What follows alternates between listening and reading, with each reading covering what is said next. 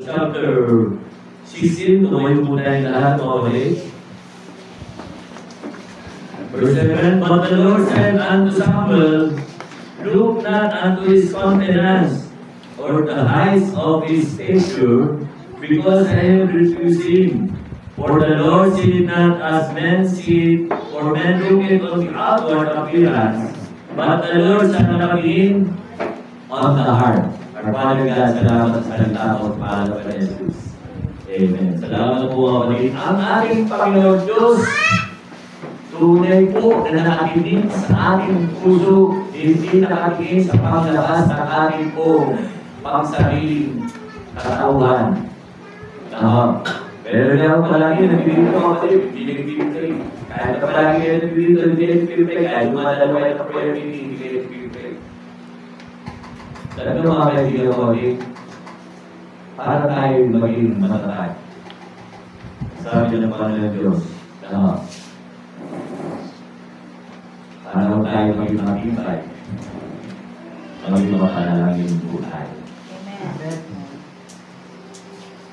Maging mapanalangin po tayo. Para tayo maging strong. Kaya marami ang nanghihina na lulupay-pay.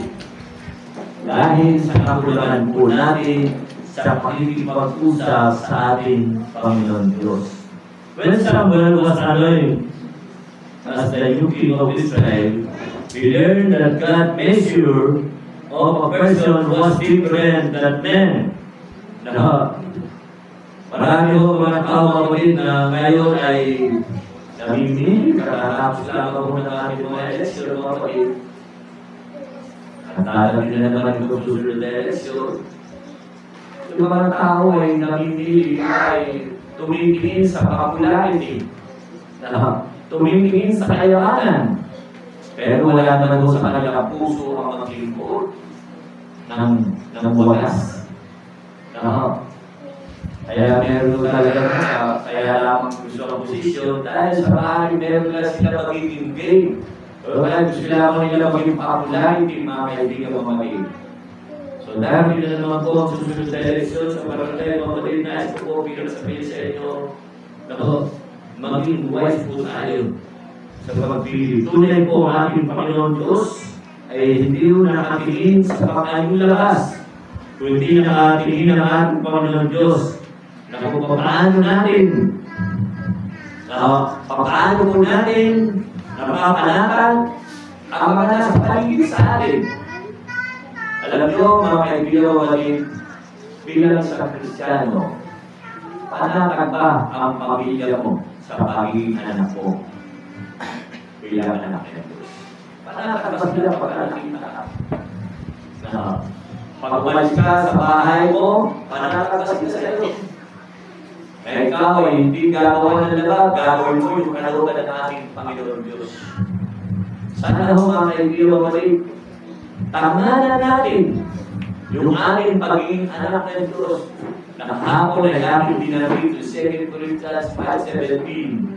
Therefore, with amen, lagi po sinasabi sa inyo mga kaibigan natin, ang sumatan ng isang Kristiyano kung ikaw ay malakad na kahit iwalay sa kapwa mo mananampalataya. Ikaw ba ay kakaiba sa gawain ng mga di mananampalataya? Marunong ka ba tumanggi pagdating sa alok ng salita ito? Na dapat pinahihita natin na tayo binago na po. Huwag natin ipagpakahiya ang ating Panginoon Diyos. Huwag natin ipagpakahiya na tayo baptist, na tayo Kristiyano, na tayo ay anak ng Diyos. Hindi po dapat ipagpakahiya yun. So nasusukat ang isang tunay na isang matatawag na Kristiyano pag dumating naman po sa kanyang pag-iisa. Did you pray?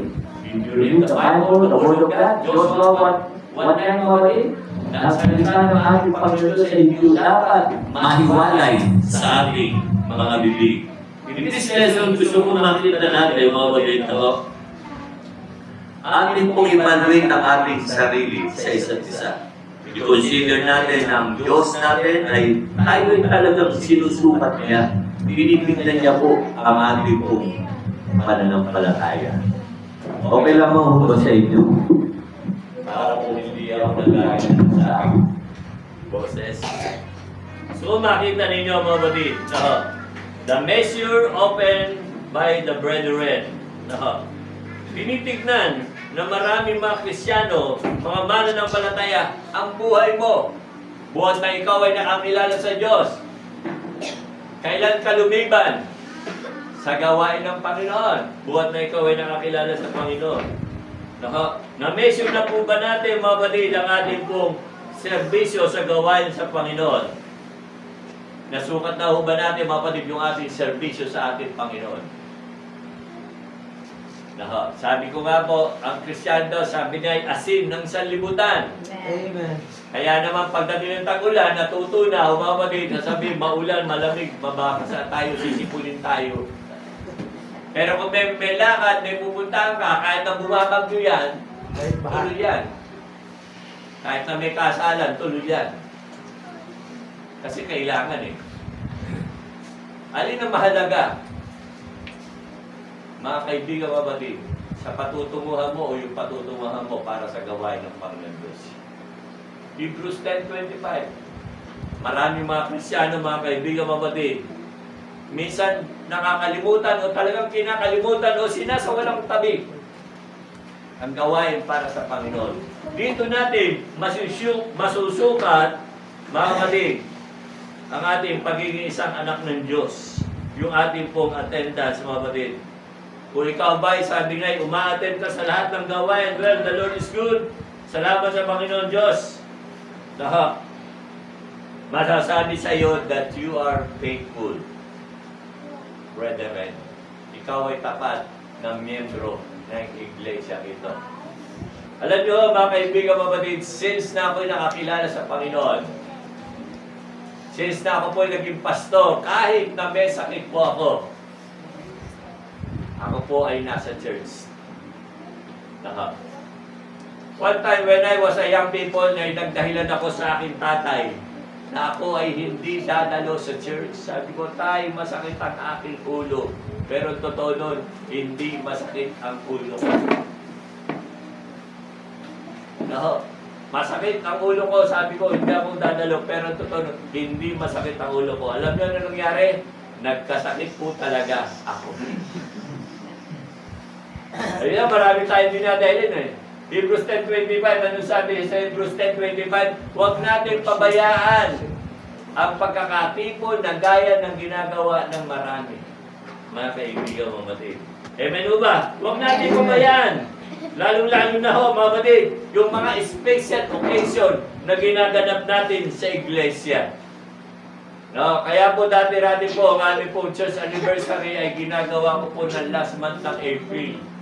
Dahil po sa last month ng April ay napakaraming kapiestahan sa Bulacan. Sabi ko, maraming nagiging kapiestahan, nagiging dahilan ng piyesta na hindi makarating sila dito dahil sa piyesta Tabala. So, sabi ko, ilagay po natin sa second Sunday. Pati po yung Lord Supper namin, naka-announcement din po yan. Ang Lord Supper, naka-announcement po yan kung kailan ang Lord Supper para napapaghandaan. Kasi po ang aming Lord Supper ay once a year lamang po namin ginaganap. So para sa lahat ng mga member talagang darating at darating pagdating. So wag ko natin pabayaan. They attend some service. Kung bihira lamang silang dumating sa mga service sa gawain sa Panginoon, makikita natin na ibig sabihin sila po ay may hina pa, mga kapatid. Pastor, ibig sabihin ba pagka kami bihira lang natin, mahina pa? Mga kapatid. Kasi mga kapatid, kung malakas kayo, hindi kayo magliliban pagdating sa gawain sa ating Panginoon. Maraming mga kapatid ng mga mananampalataya ay bibihira lamang din po makipag-participation pagdating sa church. Pag dumating sa participation, pagdating sa gawain, ay para sa kanila na lang yan. Kami po, stop na muna po kami dyan, sila na lang. Alam niyo mga kapatid, hindi dapat tayo because we are one body in Christ. Amen. Mga kapatid. Tandaan niyo, ang sakit ng body, ang sakit ng kalingkingan ay sakit ng kalat-latan yan.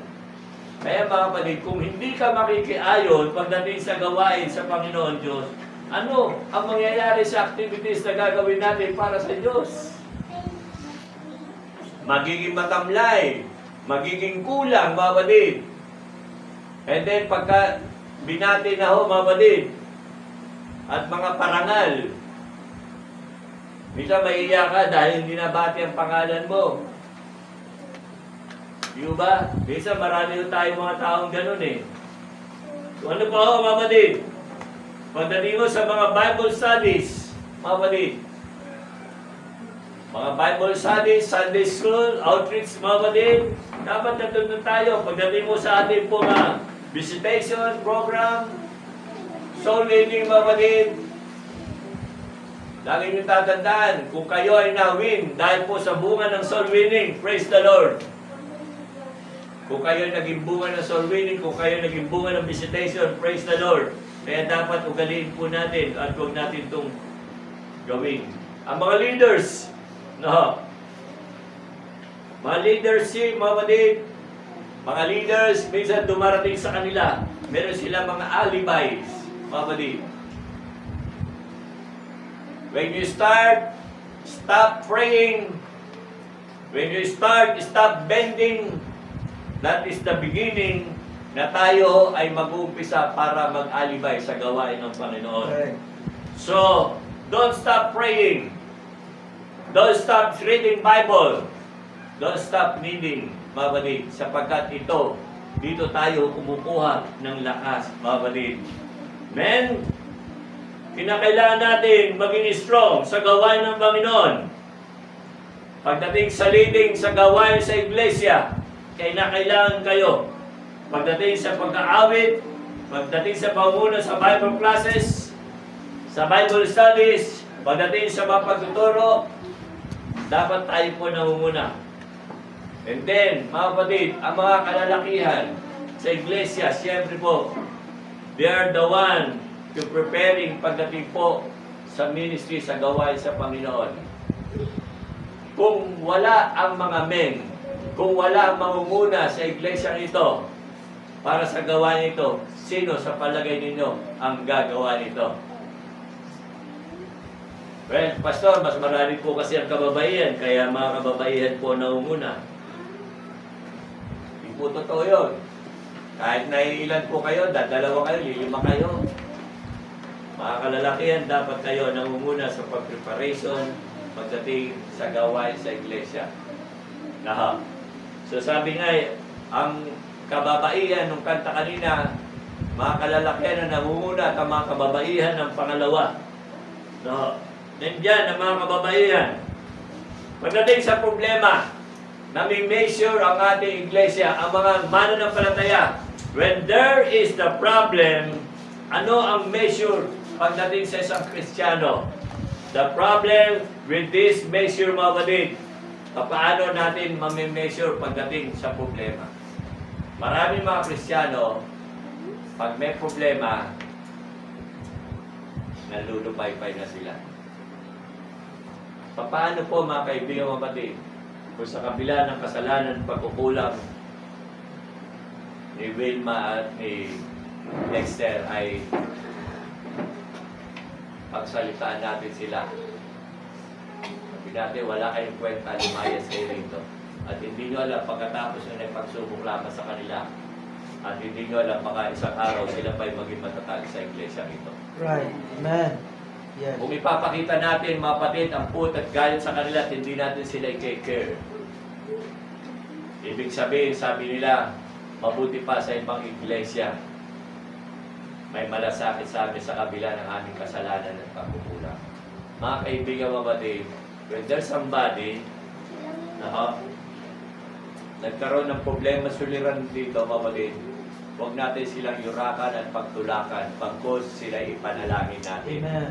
Na sila po ay tumibay at ma-restore at sila ay magsisi at bumalik at magpagamit muli sa Panginoon. Kaya po yung kanilang pagpapakasal, ibig sabihin ito ay pagpapatama ng kanilang buhay bilang Kristiyano. Pinatama na po nila sapagkat nais nila ang biyaya at pagpapala ng ating Panginoon Diyos. Halimbawa po, mga kapatid, kung meron dumating dito na alauna na isang mananampalataya, kapwa mananampalataya nagkasala kayo, Nako. Hindi ibig sabihin tinotolerate natin ang kanyang ginawa. Nako. Turuan natin sila na sila'y mag-confess at magbago sa kanilang ugali. So, hindi dapat ang pamilya sa pamilya ay mag-aaway. Mamadid. If they offended, mamadid, alisin ninyo yung bitterness ninyo sapagkat yan nagsisira sa paglago ninyo sa pananampalataya. Kung meron kayong kinakainisan, dahil nandiyan si mangungutang at nandiyan naman sinabi si maniningil, mamadid. Kaya po, sa iglesia ito, pinakikiusapan ko po kayo kung maaari. Mamadid, huwag po kayong magkutangan dito. Bakit? Sapagkat siya po ang sisira sa inyo buhay bilang pananampalataya ninyo. Bakit po? Pag hindi na po nakabayad si kapatid, hahanapin mo yan, hahantingin mo yan, hindi na dadalo yan. Kapatid. Ngayon, kung meron pagdating naman po sa estado ng pagkakasala, may nagawa ka ng kasalanan sa iyong kapwa mananampalataya. Hayag man o di hayag, kung hindi hayag, mapatid ay hilihin mo upang sa ganon, hindi na hukumalat. At kung siya'y papatawarin mo, patawarin mo. Yes. Marami ang nagsusuporta ng banal na kasulatan na Colossians chapter 3, mga kapatid, ay magpatawad po tayo sapagkat si Kristo ay nagpatawad. Kasi po, pag dinusgahan nyo sila at pinaalam ninyo yung hindi hayag, ay hindi yung magiging maganda kung alam ninyo na hindi magiging maganda ang bunga. Kung hayag naman ang kasalanan niya, let them speak. Kung salita siya sa church, kung kinakailangan niya humingi ng tawad sa kanyang ginawa at huwag aalis sa church na to dahil siya nagkala, dahil siya nagkakahiyain, mga baliwag. Kung meron tayong kinakailangan na serve ng ating pong discipline, i-serve niya, pabayaan nyo na i-serve niya. Hindi lisensya na kayo ay iwanan na taalis dahil nagkasala ako sa church. Maliban na lang na kung talaga ho mga kapatid, minsan pa ho, dumarating po sa dimandahan. At ang pangalan ng church ang nadadala. Merong isang iglesia, nagkaroon ng dimandaan, mga kapatid. Pero yung dinimanda na yon, dinabla niya, siya rin ang gumawa ng para makapalabas din sa church. Mapalabas sa kulungan. Pinatawad siya, kaya lang, lahat ng pribileyo niya sa church, hindi na siya nakakatayo, hindi na siya nakakaawit, hindi na siya nakapag-leader, lahat. At ang masakit mga kapatid, professional pa to. School, Sunday school, teacher siya sa school. Tinanggalan din po siya ng lisensya dahil po sa kanyang kasalanan. Pero siya nanatili. Pero hindi naman o pinagkait yung kanyang ties sa Panginoon. Ibig sabihin, yun ay binibigay niya pa rin sa Diyos. Nanatili siya sa kabila ng kahihiyan na kanyang nagawa at kasalanan, publicly na-confess and then patuloy siya. Kaya mga kapatid, binawarningan ko po kayo na ayoko po may mangyari sa inyo. Nasusukat ang buhay Kristiyano pagdating sa mga mabibigat na problemang ito. Ngayon, masusukat natin ang buhay ng pananampalataya ni William at ni Dexter. Na sa kabila na sa kilay naikasalat, naging maayos at napatawad sila, then makikita nyo kung sila magpapatuloy o hindi. After na kanila magsilang sa Panginoon Diyos at biyayaan sila ng Panginoon Diyos sa malusog na bata, makikita nyo sila kung gaano sila muli katatag sa ministry. At siyempre, hindi ko po alam kung siyempre lang po ay nabagsakan ng disiplina sa church, kung hindi man, bahala na po ang inyong pastor. Hypocrites. Sumunod mo mga kapatid, pagdating sa problema sa church, nasusukat mga kapatid, minsan merong mga tao, mga hypocrites sa church mga kapatid. Huwag rin tayo maging hipokrito sa church. Maging makatotohanan tayo sa church ng Iglesia. Brethren, can remain in spiritual maturity sa mga bagay na to na dumarating po sa atin. Nasusukat ang ating spiritual maturity pagdating po sa mga dumarating na problema sa atin. Katulad po ito nangyari ito. masusukat nyo yung katatagan ng pananampalataya ng mag-asawang ito sa kabila ng dumating sa kanila. So sana po, kung may dumating man na problema sa inyo, maging matatag tayo at maging malakas. Be strong in the Lord, kapatid. Maging matatag ka para kay Kristo. Maging matatag ka para sa mahal mo sa buhay dahil may nakatingin sa inyo. Maging matatag kayo dahil ikaw ay leader, may nakatingin sa iyo na sumunod-sunod sa iyo. Kung ikaw ay kapitan nila ng panunupaypay, paano na sila magpapatuloy sa Panginoon Diyos? Kami po ni Pastor, hindi po kami saved, nagkakaroon din po kami ng matitinding mga problema suliranin. Kaya po kami umiiyak, mga kapatid. Talaga yung sa bigat ng aming problema suliranin, nahihirapan din po kami. Pero hindi namin patuloy ang gabay ng ating Panginoon. So the measure of a strong Christian, mga kapatid, makikita po natin sa banal na kasulatan. At ang Bible mismo ang magsasabi sa atin na ito ang nakikita sa isang strong Christian, mga kapatid. Number 1, gusto ko makita natin sa Galatians chapter 5, verse 22.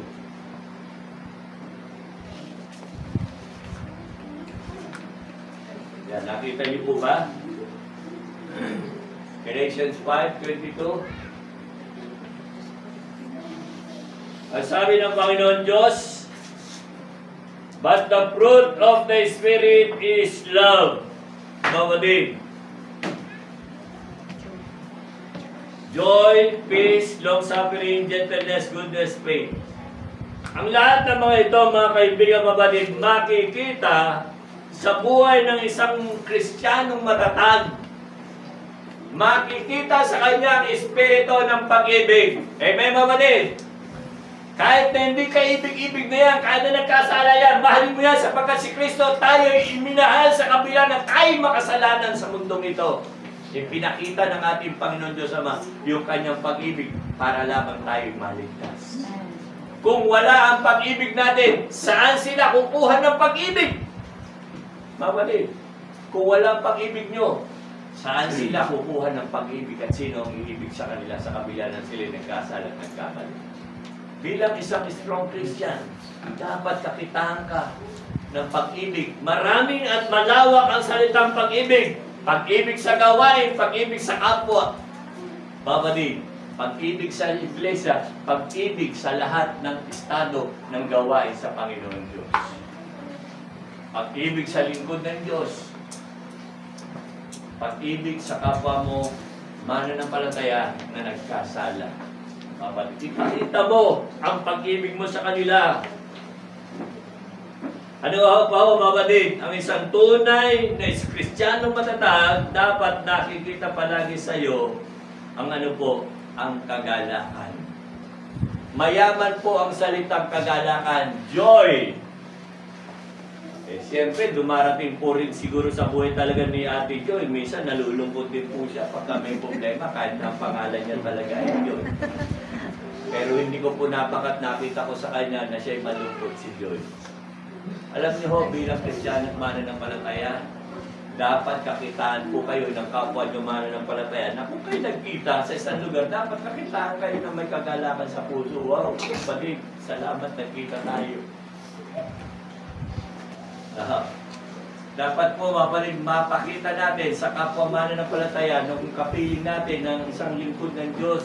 Kapiling nyo ang kapwa nyo mananampalataya sa iglesia ito na nagkikita kayo sa ibang lugar. Dapat nandoon ang joy. Kung may nagkasala, kapatid, siyempre, pastor, nandoon yung kalungkutan. So, ngayon, kapatid, hindi ko nakakahulugan na nagkasala, ay matuwa kayo. Be angry and sin not. Pwede kayo magalit, pero huwag kayo magkasala. Kapatid. Dito, mga kaibigan mo, kapatid, ano pa po ang makikita natin dito? Ang joy, ang kapayapaan. Ang isang tunay na matatag na Kristiyano at mananampalataya sa kabila ng may bagyo, ay strong Christian, mga kapatid, naroon po ang kapayapaan, lagi nasa iyo ang Panginoon Diyos. Binibigyan niya tayo ng kapayapaan in the midst of the storms, in the midst of the problem, in the midst of sickness, in the midst of long suffering, mga kapatid. Sa kabila ng kaguluhan, mayroon tayong kapayapaan na nagbibigay sa atin ng walang iba kundi ang ating Panginoong Jesucristo. Mga kaibigan, mga kapatid, kapayapaan. Nawa sa iglesia ito, kakitaan tayo palagi ng kapayapaan ng Panginoon. No? The truly spiritual, mga kapatid, nakikita ko sa atin, nagiging active tayo, nagiging involved tayo pagdating po sa ating mga church activities. Brethren, if a man be overtaken in faults, ye which are spiritual, restore such as one in the spirit of meekness, mga kaibigan, mga kapatid. Nire-restore natin ang isang Kristiyano, isang mananampalataya. At sino ang gagamitin, mga kapatid? Nakakahiya naman kung gagamitin pa yung kanilang mga mahal sa buhay, kung may mahal sa buhay na hindi paligtas. Dapat po, you are a strong Christian, mananampalataya, kayo po ang magpatibay at magpakita ng kalakasan, ng katatagan ng pananampalataya sa isang Kristiyanong nanghihina, sa isang Kristiyano may problema, sa isang Kristiyano na punong-puno, no? Punong-puno, umaapaw, hindi niya alam kung saan siya pupunta. Ikaw na Kristiyano matatag, nabalitaan mo siya. May bigat na suliranin. Ikaw dapat ang magbigay sa kanya. Huwag mo po siya pabayaan.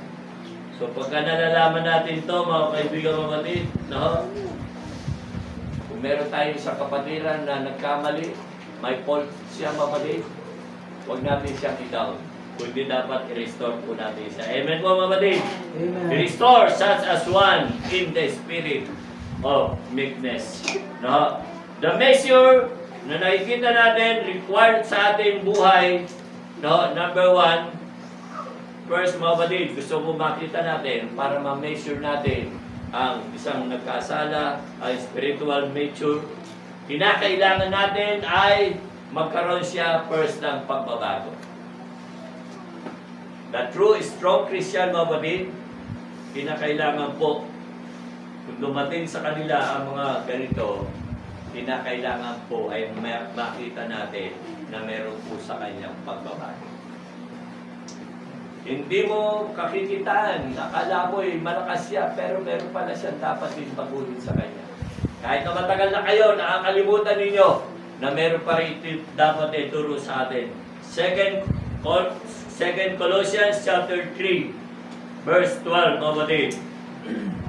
Put on therefore as the elect of God, holy and beloved, bowels of mercies, kindness, humbleness of mind, meekness, long-suffering, forbearing one another and forgiving one another. Any man hath a quarrel against any, even as Christ forgave you, so also do ye. And above all these things, put on charity, which is the bond of perfectness, and let the peace of God rule in your heart. Amen, mga kapatid? To the which also ye are called in one body, and be thankful. Mapagpasalamat po tayo. No? Ano pa po yan? Let admonish one another in psalms and hymns and spiritual songs, singing with grace in your heart to the Lord. Mga kaibigan, mga kapatid, dapat po makita po sa atin ito na tayo ay pinili ng ating Panginoon Diyos. No, tunay po na dapat kakitaan tayo forbearing one another and forgiving one another. Ang isang tunay na malakas na Kristiyano, dapat na i-apply po natin ito sa buhay natin ito. Amen, mga kapatid? Magpalakasan. Sino ba pa sa palagay ninyo ang magpapalakas sa inyo? Tandaan ninyo, hindi kayo palalakasin ni Satan, kundi gusto niya ay pabagsakin kayo. Right, tama. Kung ikaw na malakas, matatag sa iglesia ito, nakikita mo may problema, ang isa, mabalid, then forgiving one another, mabalid.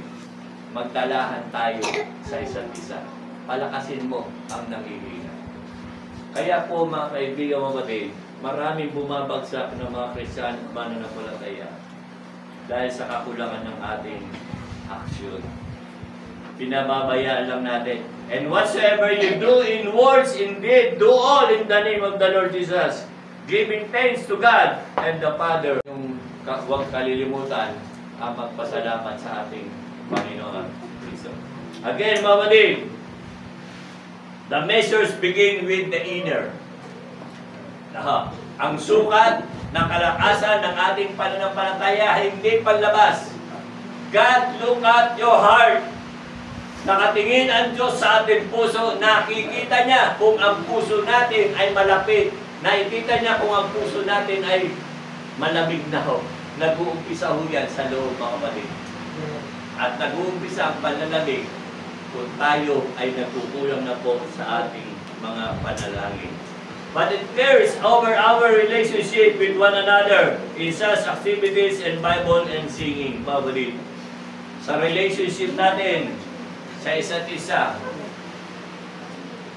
Mapatid, dito po natin makikita. Pagdating sa strong, kinakailangan kakitaan po tayo na pagdating sa activities, yung ating relasyon sa gawain sa Panginoon. And then number 2, mapatid, makikita po natin na ang statement ng Panginoon Diyos to Samuel ay nai-apply din po natin hanggang ngayon. So, panahon na ni Samuel, mga kapatid, ay nais kong makita rin po natin. But the Lord said unto Samuel, look not on his countenance or on the height of his stature, because I have refused him, for the Lord seeth not as men see it, for men looketh on the outward appearance. Di ba tama, mga kapatid? Tayo, nakatingin tayo sa panlabas, sa anyo ng mga tao, sa kilos ng mga tao. No. Minsan, kala natin, tatamlay-tamlay yan, pero hindi nyo alam, napakarami palang alam na memory verse yan. No. Pag tinawag nyo, makapag-reset sila, minsan hindi kumikibo yan, kala natin, walang alam. Pero ang Panginoon doon, sabi niya, but the Lord looketh on your heart, mga kapatid. Kumusta ho, mga kapatid? Let's be sure, measure natin ang ating sarili.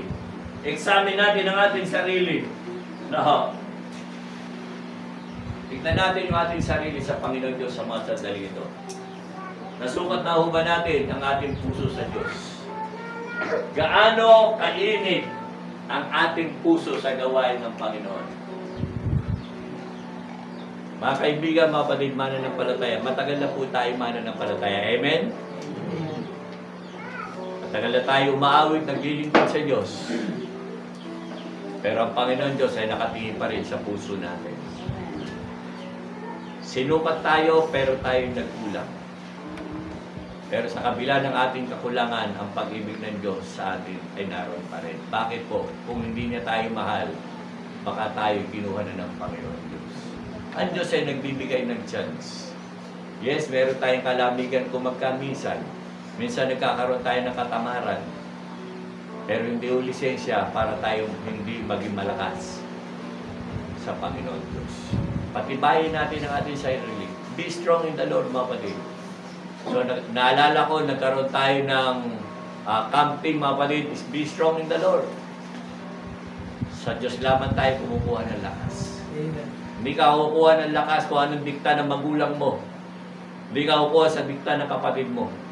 Kung hindi kukuha tayo lahat sa dikta ng ating Panginoon Diyos para tayo tumibay at tumakas. Mga kaibigan, kapatid, hindi ang mahal mo sa buhay magpapalakas sa iyo. Hindi ang asawa mo, kung hindi ang ating Panginoon Diyos. Tingin natin sa Diyos na tayo patibayin, patatagin sa ating pagiging Kristiyano at mananampalataya. Mga kaibigan, kapatid, tandaan nyo, hindi nakatingin ang Diyos sa panglabas, kundi nakatingin sa ating puso. Kaya yung puso natin, sa umaga po ito, ilapit natin sa Diyos.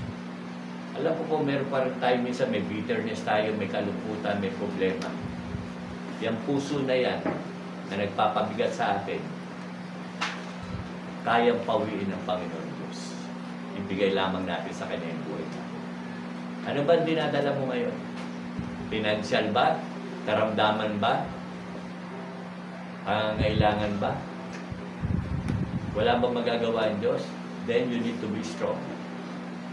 magpakatatag ka. Manalangin ka palagi, magbasa ng salita ng Diyos, at hingin mo ang biyaya ng ating Panginoon Diyos. Nihiling ko po na tayong lahat ay tumayo at tayo lumapit sa Diyos. Mga kaibigan, mamadig, nais kayong palakasin ng Panginoon Diyos. Wala ang ating Panginoon Diyos, wala tayo rito. So if God is speaking to your heart, mamadig, makinig po natin, hilingin sa Panginoon Diyos na tayo muli kanyang palakasin. Examine po natin ang ating sarili. Let be sure, measure, mamadig. We examine ourselves, mamadig. Examine natin ang ating mga puso sa umaga ito, tayo po'y manalangin sa Diyos. Come on. Manalangin po tayo, lumapit po tayo sa ating Panginoon Diyos. Mamadig, mahal ka po ng Diyos. Nasukat mo na ba ang iyong pananampalataya? Nasukat mo na ba ang iyong matatagan ng iyong pananampalataya sa Diyos? Baka konting bagyo lang. Alam mo po, lahat tayo dumadaan sa bagyo. Lagi tayo merong problema.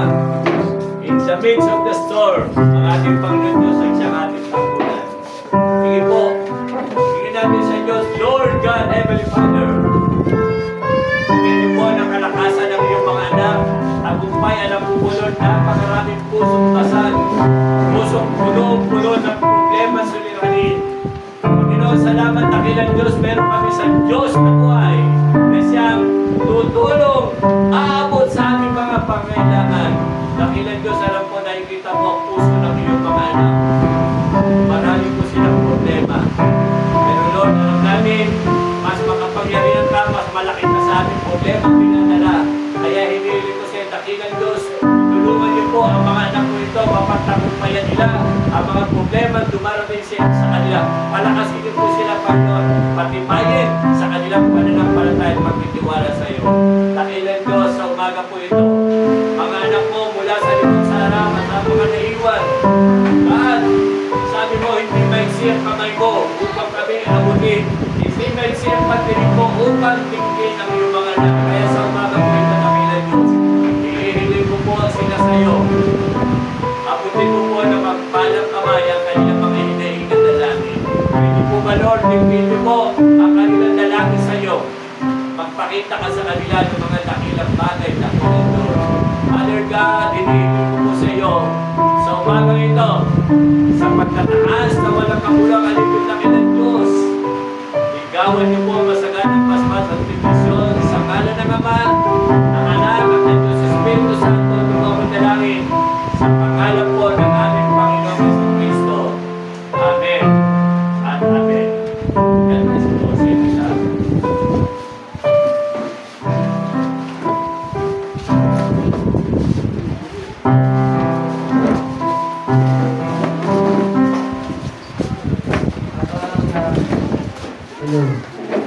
Hello. Sa ating upuan ay tawagin natin si Kuya Iman. Awitin natin.